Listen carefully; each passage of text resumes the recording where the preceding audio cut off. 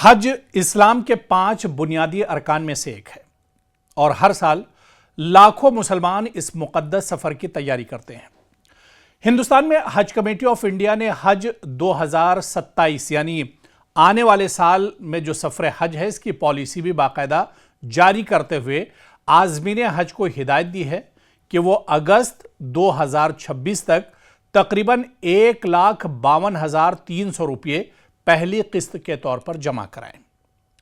इस ऐलान के बाद कई सवाल उठ रहे हैं और सोशल मीडिया से लेकर अवामी हलकों तक इस पर बहस भी जारी है। जो सबसे अहम सवाल इस पर उठाया जा रहा है, इस पॉलिसी पर, वो ये है कि इतनी जल्दी ये रकम जमा कराने की आखिर ज़रूरत क्यों है। दरअसल हज 2027 में अभी कई महीने बाकी हैं, लेकिन आज़मीन से तकरीबन 1.5 लाख रुपये की रकम अभी तलब की जा रही है। हुक्काम का मौक़िफ़ यह हो सकता है कि सऊदी अरब की नई पॉलिसियों, रिहाइश, ट्रांसपोर्ट, फ़ज़ाई सफ़र और दीगर इंतज़ामात को वक्त से पहले फ़ाइनल करने के लिए इब्तिदाई रकम दरकार होती है ताकि हज के इंतज़ामात बेहतर अंदाज में किए जा सकें।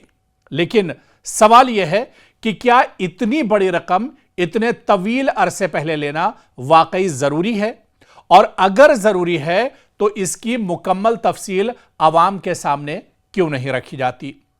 इस हज पॉलिसी को लेकर दूसरा जो बड़ा और अहम सवाल है वो ये है कि जो ये रकम ली जा रही है इसका फ़ायदा किसको होगा। जाहिर सी बात है कि कई महीने पहले आप ये रकम जमा कर रहे हैं, ये पैसे ले रहे हैं, तो इसका फ़ायदा किसको होगा। अगर लाखों आज़मीन औसतन 1.5 लाख रुपये जमा करते हैं तो ये रकम हज़ारों करोड़ रुपये तक पहुंच सकती है। ऐसे में फितरी सवाल पैदा होता है कि यह रकम कई महीनों तक कहां रखी जाएगी। क्या इस पर कोई माली मुनाफा या सूदी नौयत का फ़ायदा हासिल होगा। हालांकि इस्लाम में और मुसलमानों के लिए सूद लेना या देना तो एक तरह से नाजायज़ है या हराम है, लेकिन इसका जो फ़ायदा होगा, इससे जो माली फ़ायदा होगा उससे किसको फ़ायदा होने जा रहा है। अगर होगा तो इसका फ़ायदा किसे मिलेगा, ये सवाल बहुत अहम है, क्योंकि आम हाज़मीन ये जानना चाहते हैं आज़मीन कि इनकी जमाशुदा रकम से अगर कोई माली फ़ायदा पैदा होता है तो क्या इसका कोई हिस्सा उन तक भी पहुंचेगा या नहीं। और हज पॉलिसी 2027 पर तीसरा अहम बड़ा सवाल यह होता है कि आम आदमी पर इसके क्या कुछ असर होंगे, क्या कुछ असर इसका पड़ेगा। आप देखिए कि हिंदुस्तान में हज पर जाने वाले बहुत से लोग मुतवस्सित यानी मीडियम या फिर कम आमदनी वाले तबके से ताल्लुक़ रखते हैं। कई ख़ानदान बरसों तक बचत करते हैं, बाज़ लोग कर्ज लेते हैं और बाज़ मरहलावार रकम जमा करते हैं।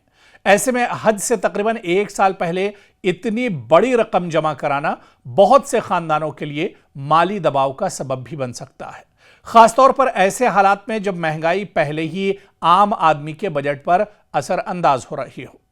तो जाहिर सी बात है कि यह मामला सिर्फ हज तक महदूद नहीं बल्कि शफ़ाफियत और जवाबदेही का भी है।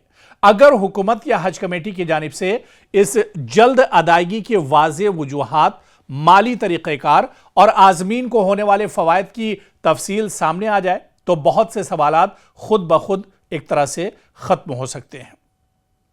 यानी जो पैसा इतनी जल्दी लिया जा रहा है, जो पहली किस्त के बारे में बात की जा रही है, यानी आप ये मानकर चलिए कि अभी सफ़र हज 2026 पूरी तरह से ख़त्म भी नहीं हुआ है। हज तो मुकम्मल हो गया है लेकिन आज़मीन के आने का सिलसिला अभी भी चल रहा है।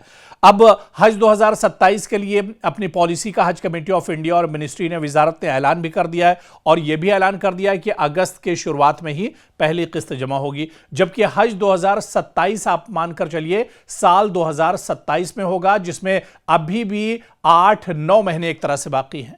और उससे इतने पहले किस्त लेने की आखिर ज़रूरत क्या है, इस पर सवाल उठ रहे हैं। और सबसे अहम जो सवाल मुख्तलिफ गोशों से उठ रहे हैं, जो लोग इस पर सवाल कर रहे हैं कि आखिर सरकार इतना पैसा तो ले रही है, लेकिन इस पैसे से जो सरकार को फ़ायदा होगा, क्या आज़मीन को भी उसमें फ़ायदा मिलेगा। अब आप एक मोटा मोटा हिसाब लगा लीजिए कि 1,52,300 रुपये पहली किस्त आजमीन से जमा होगी। हज कमेटी ऑफ इंडिया से आप ये मानकर चलिए कि 1,75,000 में से तकरीबन 1.25 लाख यानी 1,25,000 आजमीन हज कमेटी ऑफ इंडिया से हज करने जाते हैं। 1.25 लाख आजमीन जो पहली किस्त देंगे तकरीबन 1.5 लाख रुपए की, आप कैलकुलेटर निकालिए या अपने मोबाइल पर इसे हिसाब जोड़ तोड़ कर देखिए, तब आपको पता चलेगा कि ये कितनी मोटी रकम है और इतने पहले ये रकम लेने के आखिर जवाज क्या कुछ है। और जब इतनी पहले ये रकम ली जा रही है तो हज कमेटी ऑफ इंडिया या फिर जो वजारत हज है, इससे इसके जो फायदे होंगे, क्या आज़मीन हज को भी इसमें कोई फायदा मिलेगा।